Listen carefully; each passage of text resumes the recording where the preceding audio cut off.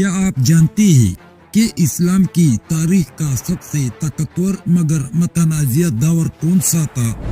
وہ دور جب اسلامی سلطنت دنیا کی سب سے بڑی طاقت تھی، لیکن اسی دور میں تخت و تاج کے لیے خون بہایا گیا، بھائی نے بھائی کو قتل کیا اور خلافت ایک بادشاہت میں بدل گئی۔ یہ کہانی صرف فتوحات کی نہیں بلکہ سازشوں، جنگوں اور ایسی حکمت عملیوں کی ہے جنہوں نے اسلام کی سیاست کو ہمیشہ کے لیے بدل کر رکھ دیا۔ آخر بنو امیہ کا زوال کیسے ہوا اور کیا واقعی ان کا دور ظلم اور جبر سے بھرا تھا یا یہ محض ایک تاریخ کا دوسرا رخ ہے؟ یہ سب جاننے کے لیے اس ویڈیو کو آخر تک دیکھیے، کیونکہ آپ جو سننے جا رہے ہو وہ شاید آپ نے پہلے کبھی نہ سنا ہو۔ میں ہوں عبد الناصر، آپ دیکھ رہے الناصر وائس چینل۔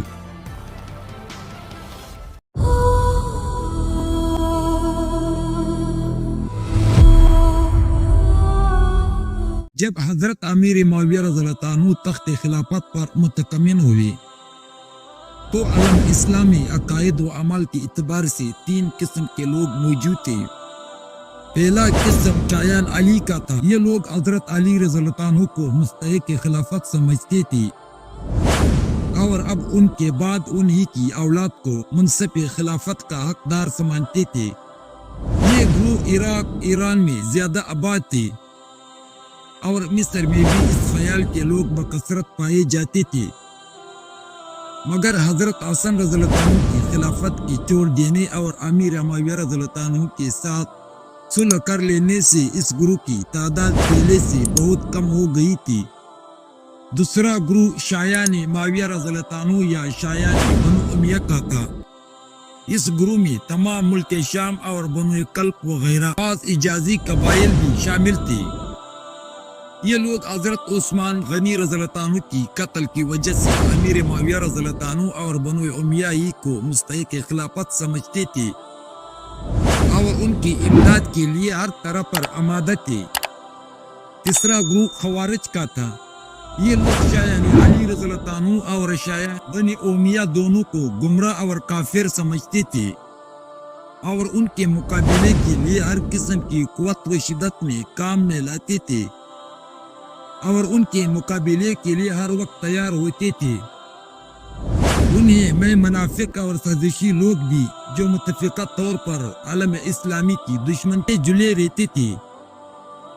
ان خوارج کی تعداد زیادہ تر ملک عراق یعنی بصرہ، وفا و ایران میں موجود تھی۔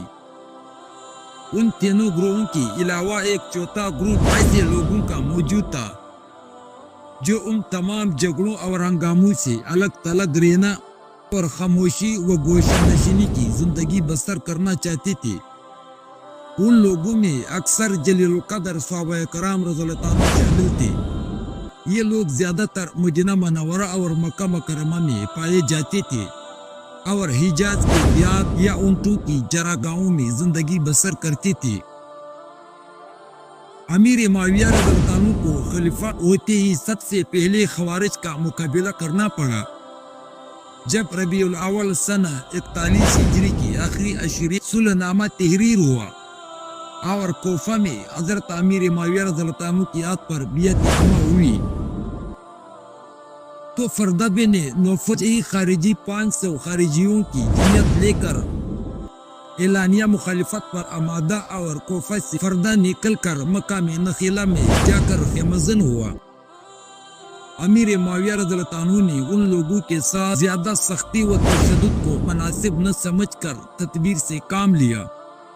اہل کوفہ کو جمع کر کے نصیحت کی، یہ لوگ تمہارے ہی بھائی بند ہیں، تم ہی ان کو سمجھاؤ اور جنگ و مخالفت کی بد نتائج سے آگاہ کرو۔ قبیلہ اسجع کے لوگوں پر یہ اثر ہوا کہ وہ گئے اور فردہ بن نوفل اسجعی کو پکڑ کر باندھ لائے۔ خارجیوں نے عبداللہ بن ابی الحوصہ کو اپنا سردار بنا لیا اور صلح کی طرف قطعاً اپنا میلان ظاہر نہ کیا۔ آخر کوفیوں نے ان کا مقابلہ کیا اور عبداللہ لڑائی میں مارا گیا۔ اس کے بعد ان کی تعداد صرف 150 رہ گئی اور حوصلہ صدی کو انہوں نے اپنا سردار بنا لیا۔ ان بقایا لوگوں کو بھی مصالحت کی دعوت دی گئی، لیکن انہوں نے لڑ کر مر جانا پسند کیا اور مصالحت کی طرف متوجہ نہ ہوئی۔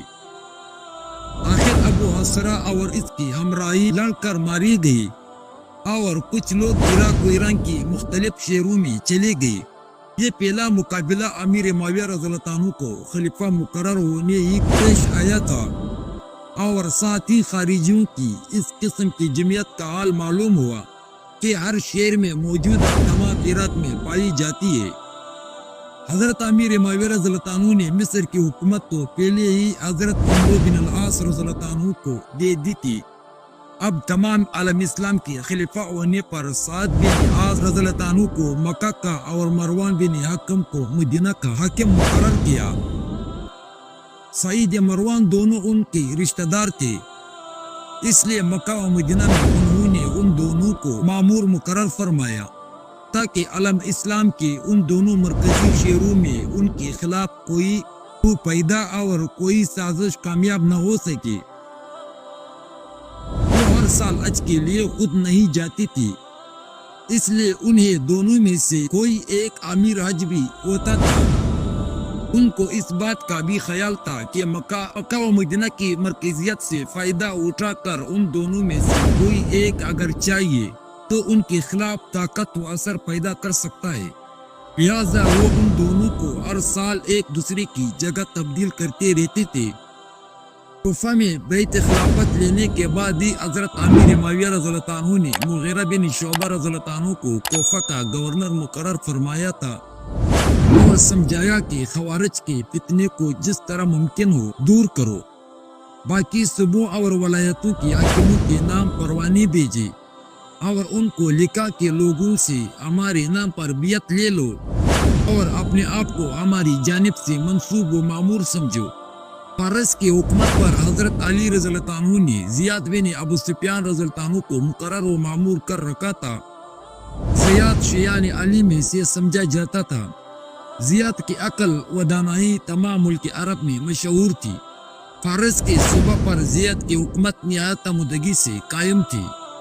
حضرت امیر معاویہ رضی اللہ عنہ کو یہ فکر پیدا ہوئی کہ اگر زیاد حارف ہو کر حضرت علی رضی اللہ عنہ کی اولاد میں سے کسی کو خلیفہ بنا کر اس کی بیعت کر لے اور مجھ سے باغی ہو جائے تو بڑی مشکل پیش آئے گی۔ اس لیے انہوں نے زیاد کو قابو میں لانے کی تدبیر سب سے مقدم سمجھی۔ زیاد نے جب یہ سنا کہ امیر معاویہ رضی اللہ عنہ کو خلیفہ وقت تسلیم کر لیا گیا تو انہوں نے بیعت کرنے اور امیر معاویہ رضی اللہ عنہ کو خلیفہ تسلیم کرنے میں تعامل کیا۔ امیر معاویہ رضی اللہ عنہ نے اس موقع پر ہی مناسب سمجھا کہ مغیرہ بن شعبہ رضی اللہ عنہ کو جو زیاد کے دوست بھی تھے امان نامہ دے کر زیاد کے پاس بھیجا اور ان کو ابو سفیان رضی اللہ عنہ کا بیٹا تسلیم کر کے اپنے خاندان اور نسل میں شامل کر لیا۔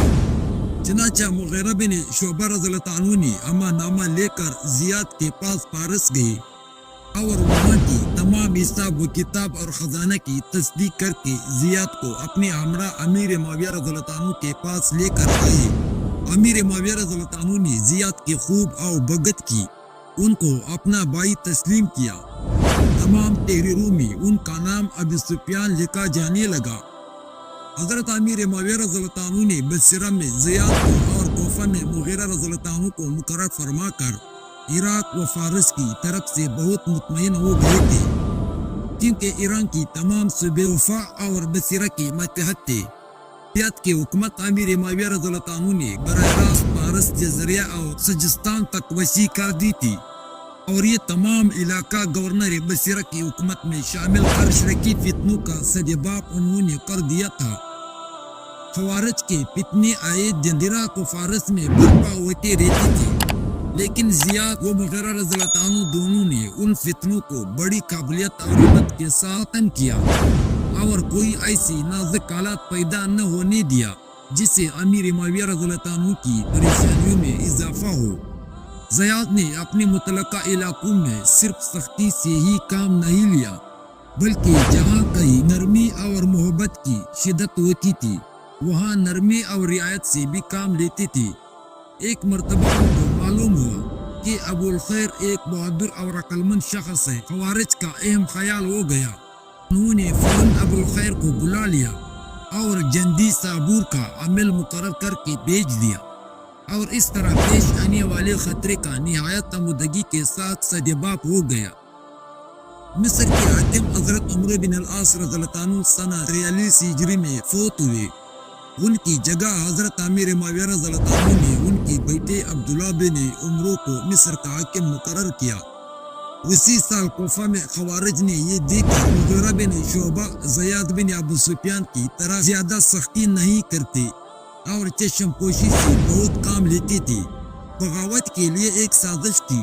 مغیرہ بن شعبہ رضی اللہ عنہ کی جگہ اگر کوفہ میں زیاد بن ابو سفیان ہوتے تو خوارج کو اس سازش کی جرأت نہ ہوتی۔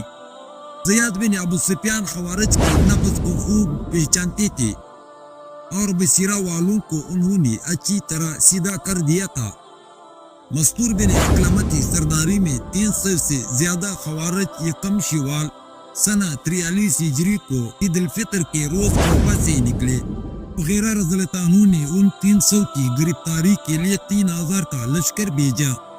قبیلہ ہوا اور 300 خوارج نے 3000 کی لشکر کو شکست دی۔ اس کے بعد اور بھی فوج بھیجی گئی اور اس کو بھی شکست ہوئی۔ آخر کار معقل بن قیس رضی اللہ عنہ کی سرداری میں ایک زبردست لشکر مغیرہ رضی اللہ عنہ نے روانہ کیا۔ نتیجہ یہ ہوا کہ معقل بن قیس رضی اللہ عنہ اور مستورت بن اکلمہ دونوں ایک دوسرے کا مقابلہ کرتے ہوئے ماری گئی، اور خوارج کے 5 آدمیوں کے سوا سب کے سب قید رہے۔ اس واقعے کا یہ مغیرہ بن شعبہ رضی اللہ عنہ زیادہ چوکس رہنے لگے۔ مصر روم کی طرف سے ملک شام کے شمالی سرحدوں کو ہمیشہ خطرہ رہتا تھا۔ شام کے ساحل پر بحری حملوں کا بھی اندیشہ تھا۔ مصر افریقہ پر بھی رومیوں کو بحری چڑھائیاں ہوتی رہتی تھی۔ حضرت امیر معاویہ رضی اللہ عنہ نے مشرقی مسائل کی طرف سے مطمئن ہو کر رومی خطرے کی طرف اپنی تمام ترہیمت صرف کر دی۔ بحری فوج تیار کی، بحری فوج کے سپاہیوں کی تنخواہیں زیادہ مقرر کی تاکہ بحری فوج میں داخل ہونے کی لوگوں میں ترغیب ہو۔ تقریباً 2000 جنگی کشتیاں تیار کرائی۔ جنازہ بن امیہ کو بحری فوج کا سپہ سالار یا امیر البحر مقرر فرمایا۔ بحری فوج کو پہلے سے زیادہ مضبوط کیا۔ انتظام فوج کے علاوہ مسافی فوج اور جارحانہ پیش قدمی کرنے والی افواج جداگانہ انتظام کیا۔ اس فوج کے 2 حصے بنائے۔ ایک کا نام شاکیہ یعنی سرمائی فوج رکھا، اور دوسری فوج کا نام صائفہ یعنی گرمائی لشکر تجویز کیا۔ گرمی و سردی دونوں موسموں میں بڑی فوج سرحدوں پر رومی لشکر کو ہٹانے اور دبانے میں مصروف رہنے لگی۔ ادھر بحری لشکر نے قبرص و روڈس وغیرہ جزیروں کو اپنا مستقر مرکز بنا کر قیصر کی جہازوں کو بحر روم سے بے دخل کر کے مصر شام کے ساحلوں کو بحری حملے سے محفوظ کر دیا۔ سنہ 13 ہجری میں سجستان کے ملحقہ علاقے راہج وغیرہ فتح ہوئے۔ اسی سال برقہ و سوڈان کی طرف اسلامی لشکر نے پیش قدمی کی، اور ان علاقوں میں حکومت اسلامیہ کا رقبہ بہت وسیع ہوا۔